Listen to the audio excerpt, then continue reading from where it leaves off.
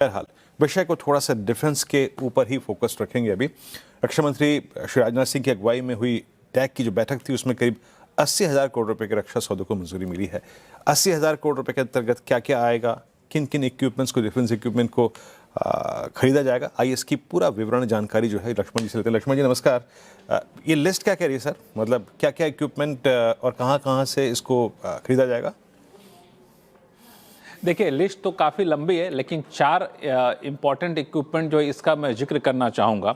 इसमें से एक है T-90 टैंक्स और दूसरा है Mi-17 हेलीकॉप्टर्स। दोनों को अपग्रेड किया जाएगा। हालांकि दोनों ही डिफेंस इक्विपमेंट जो है वो रशिया के हैं, लेकिन T-90 टैंक्स जो है इसका जो कोर प्रोडक्शन करता है वो आर्मर्ड व्हीकल निगम लिमिटेड करता है, एवेनल करता है, लेकिन सपोर्टिंग सिस्टम मुहैया कराने का काम BEL करता है और BEML करता है। तो ये 2 कंपनियों के लिए कह सकते हैं कि इसके लिए ध्यान देने वाली बात है। दूसरा Mi-17 हेलीकॉप्टर जो है ये भी इसका अपग्रेड करने का काम, इसमें HAL की भूमिका काफ़ी ज़्यादा बढ़ जाएगी हिंदुस्तान एरोनॉटिक्स लिमिटेड को लेकर के। तीसरा जो महत्वपूर्ण इक्विपमेंट है वह है एस्ट्रा मार्क 2 मिसाइल खरीदने के प्रस्ताव को, इसको मंजूरी मिली है और इसका भी जो है कोर प्रोडक्शन वो भारत डायनामिक्स लिमिटेड यानी BDL करता है।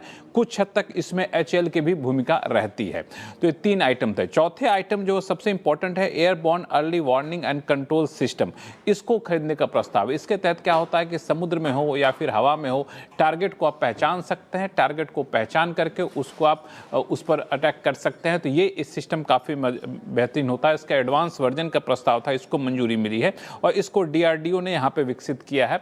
तो ये 4 महत्वपूर्ण प्रस्ताव थे। बाकी कुल मिला के 80,000 करोड़ रुपए के डिफेंस इक्विपमेंट खरीदने के प्रस्ताव को मंजूरी यहाँ पे मिली है।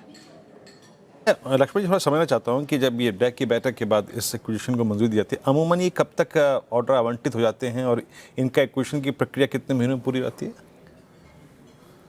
देखिए, इसके अभी DAC की बैठक के बाद अब इसके मिनट बनते हैं। मिनट के बाद इसके खरीदने की प्रक्रिया शुरू होती है, तो उसके टेंडर जारी किए जाते हैं। तो जिन जिन कंपनियों को नाम हम लोग लेते हैं, ध्यान दीजिएगा, इन कंपनियों को नाम डिफेंस एक्विजिशन काउंसिल की बैठक के एजेंडा में नहीं होता है कि हमें इस कंपनी से खरीदना है। सिर्फ ये होता है कि हमें ये इक्विपमेंट खरीदना है। अब इस इक्विपमेंट को खरीदने के लिए टेंडर जारी होगा, लेकिन जो सबसे ज़्यादा प्रबल दावेदार होते हैं, चूँकि पहले से उसको बना रहे होते हैं, तो उनकी दावेदारी मजबूत होती है। कई मायनों में तो सिर्फ एक ही कंपनी बना रही होती है। इस वजह से हम लोग बताते हैं कि इस कंपनी के लिए अच्छी खबर हो सकती है। तो टेंडर जारी होगा, टेंडर जारी के होने के बाद उनके टाइमलाइन दिए जाते हैं, कब क्या आपको देना है।